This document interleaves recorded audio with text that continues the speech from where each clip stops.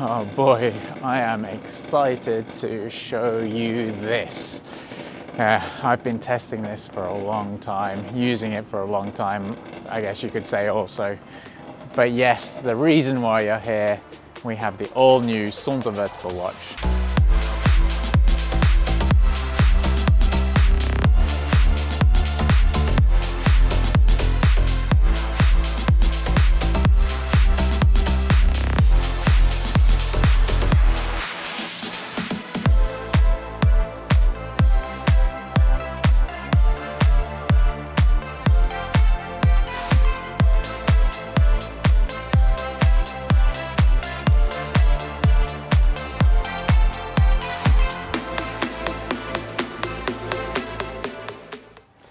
Pull up a chair, get it comfy, and that applies to you as well, of course. Watching out there, thanks for tuning in, really do appreciate it.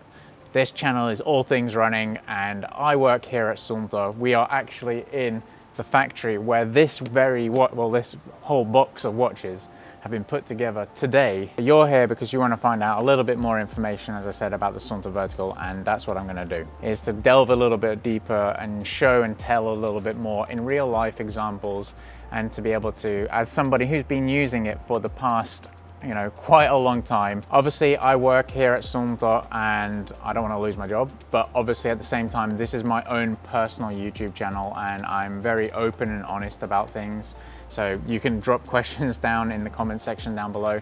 Doesn't mean that I'll be able to reveal everything about the future and everything. I'm not going to go through all the specs and every little minor detail because you can find them on the internet, on the website, and it'd probably be a waste of your time to me to spend just reading them out. So I think there are two key things that when you are buying a sports watch that you really want. And one of those is GPS, right? You want for your runs, for your everyday training, for those epic adventures, for that ultra marathon that you're doing, or if it's going for a run in the forest.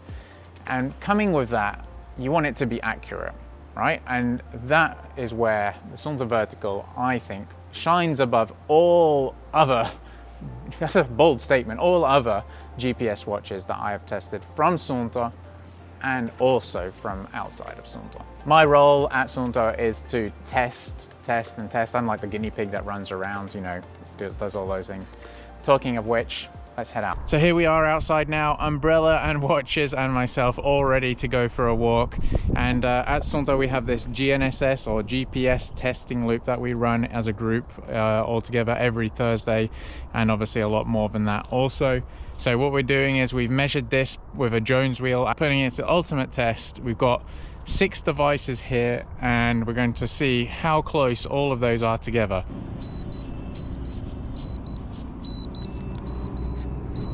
So one thing to note is that yes, the GPS does dictate how pretty that Strava track looks, but it's also about what pace you're running at. So you're out there running a race and let's say your watch is telling you you're running faster than you actually are. You get to the finish line and you're a little bit disappointed. So yeah, the precision matters not beyond that Strava track. And right now they're all ticking over nicely, meter by meter, all the same. And they've got average, walking speed of 1025, 1025, 1023, 1023. But the real challenge is to come, because now we're in open sky and we're going to go into a forest that is up and down and some little tight turns, and that's where it really gets a little bit tricky for GPS. Here we are in the belly of the dragon's den, and as you can see what I'm saying, the sky gets blocked up by all these trees and everything and becomes a little bit more challenging for a GPS device. Okay, it does pay me a little bit to call them GPS devices because GPS is actually one satellite system. There are many satellite systems, so it's actually a GNSS device, global navigation satellite system.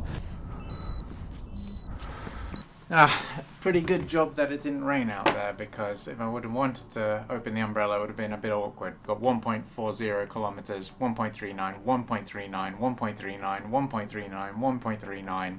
As a little bit of a bonus, I had one on my left wrist and one on my right wrist, and the left wrist 1.40 kilometers and the right wrist 1.40 kilometers. So for me, that's just hitting the nail on the head of, yeah, GPS accuracy works so well with this SUUNTO Vertical. That is just one little test that I've done But as I said, I've been using this watch, or multiple of these watches, or even many of the watches like in that video, for a long time, and the performance has been excellent. Obviously, there's always room for improvement, and we're always striving to improve a little bit more. So, you know, I would not call it, let's stop the train here. We want to do carry on, and obviously that's my job to kind of help further develop these things. Being able to navigate around is a key thing for many people, and to have a little bit of safety and comfort. And now within the watch, it does actually have maps that you can download through SUUNTO app. But you know, as I said here, me sitting here talking about it, let's head outside and try and use the watch with the maps to its full extent. The whole purpose of having a map is to improve navigation. So, well, ideally you would want a map and compass, but what I'm going to do is tie off one of these flags here. I'm going to go for a walk around over here and try and hopefully find this only using the map in the SUUNTO Vertical watch. Good luck! So here you can see that there is a trail that goes right to the right, but actually I want to take this smaller one that goes here through this little bit of a trail here. And that's what's really nice about having the map, is that you can kind of make little adjustments on the fly. Now I've navigated over this side of the lake. I'm going to head over into the forest and go back around this way.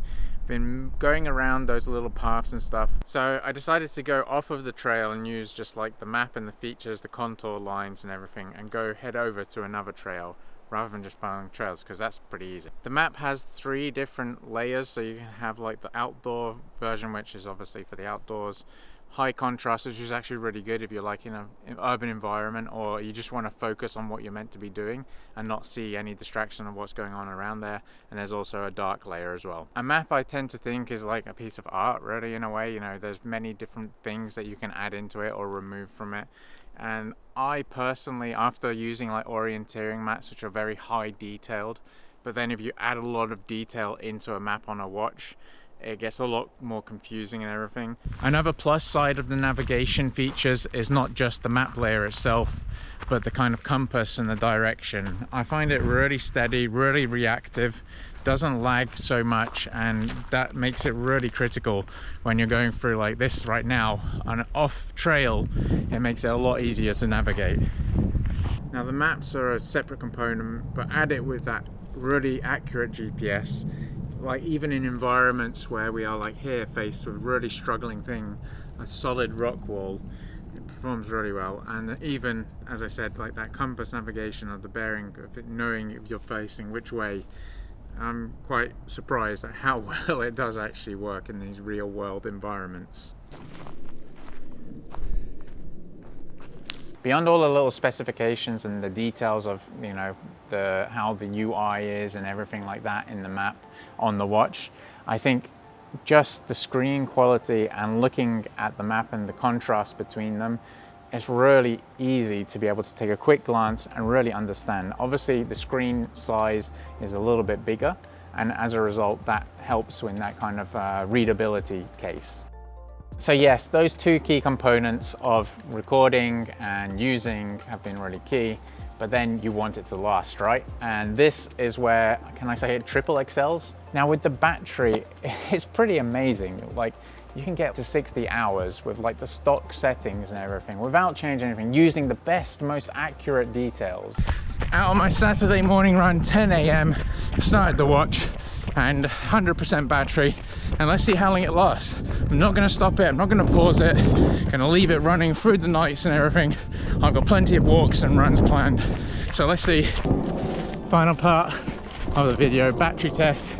It's been going since when I started filming this video on Saturday.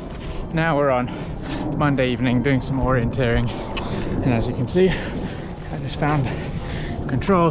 Oh, I made so many mistakes on that orienting, but you're not actually here for that reason. You want to know what the battery life is. We've gone 57 hours, 17% still left. So yeah, gonna go well over that 60 hours that the battery life promises. So it's not just about in one activity. Imagine, I can give a real life example for me. I went on holiday to North Finland, I went cross-country skiing and did like an epic week. I used the SUUNTO Vertical and I didn't charge it the whole week. at all. I did all my skiing, as I said, 34 hours of all activities, and using it in daily mode also. And I still had, I think it was 23% battery left at the end of it. Wow. There's two factors there. It's the being able to use it for like a long period of time without having to charge it. And as I said in that example, a whole week. Even beyond that, I don't think most weeks I'm not doing 34 hours of like activities outdoors. And then on the other hand, you're gonna go and do UTMB, the most epic trail race, 100 miles around Mont Blanc. You're probably gonna be 30 hours and you want to record that moment. But recording these activities on a sports watch for me is like looking through a photo book of my life. Oh, when I was training for that 5K. Oh, when I made those mistakes training for the marathon. Yeah, we've all made them. Everything is a little bit relative to how you are going to use the watch. If you are gonna have like all the notifications on, backlight forced on, constantly touching it and everything, you are gonna drain the battery a little quicker. But if you do the opposite, you can equally, extend it even more. So, but even in, as I said, those bog standard settings, it's pretty amazing. I cringe when I say amazing. Although it is amazing, I don't want to sound like I'm so like, yeah, pro everything, but I'm blown away with it. A simple matter of fact. Another couple little things, which are quite big things, that the watch charges up really quickly, and then also there are battery saving modes. So actually you can maybe reduce the quality of the GPS functionality and extend the battery life even more. And funnily enough, even in those reduced quality GPS, it's performed quite well, and you get maybe double the amount of battery life, which is pretty, insane really. The next thing, the style. Yeah, it's the thing that we should put at the bottom of the pile after all those other things, but we all want to look good and we want something that looks nice, especially when we're paying some money for it. So yes, the watch was designed up in some office just over here. I go there frequently and bother them and asking lots of different questions, looking for new things, but they designed it and it was made here as well. But I think there's something nice about finished design, the simplicity and like, I guess elegance, but I think it's a simplicity. I really love it. It's not, trying to stand out like a sore brick or thumb or anything. Not that anybody would want to stand out like a sore brick or thumb. And can you actually stand out like a sore brick or thumb? Designed and made in Finland. Not many companies can say that nowadays, and that is one of the great pride things for me, to say that it is made here and everything, and it looks really good as well. When this came out, I was just like blown away by it. It's something new. It looks like it's adventurous. It looks ready. It's tough and rugged. And yeah, I just like the simplistic, minimalistic kind of design, and it's really nice that, as I said, it's made and designed here in Finland, right here where I am right now. But I want to talk a little bit about like the future and why this is involved in a way.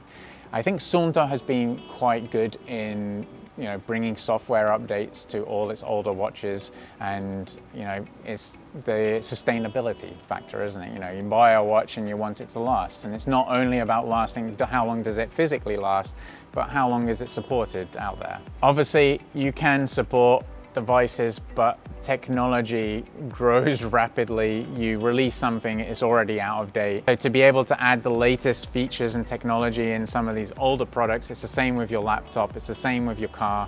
You can't upgrade to something that doesn't have the capability for it. I was trying to think of a good analogy, and I thought like you can't play Call of Duty on a Windows 95 computer. With all that being said, the manager upstairs is not going to like what I'm about to say right now, but if you have a watch that already fulfills and matches the needs that you can do already, yeah, well, just keep that. If you're like me as well and you have more adventures coming, or you want the map, or you want better accuracy because you want to train smarter, not harder, this can help. Now, of course, I know some things that will probably come as updates to the watch in the future. I'm not the right person or anything to be able to disclose those things right now, but yeah, I'm pretty excited about what can come to the watch. Also, what is already in the watch, of course. I think that's the right place to kick off from. But yes, this has been my insider's view on the SUUNTO Vertical. I am pretty proud to have helped bring this to, to all of you watching this video. I hope you have great adventures with them as well. If you do want to know more or have some specific things, I'm more than happy. Just leave them down in the comment section down below. I'll be sure to, make some running videos on my adventures and explain a little bit more. All this said and done, I'm gonna go and try and head out and do some orienteering, get out there, get some fresh air, have some adventures of my own. Hope you enjoyed the video. Like it if you liked it, subscribe if you're not subscribed already, and we'll see you in the next video.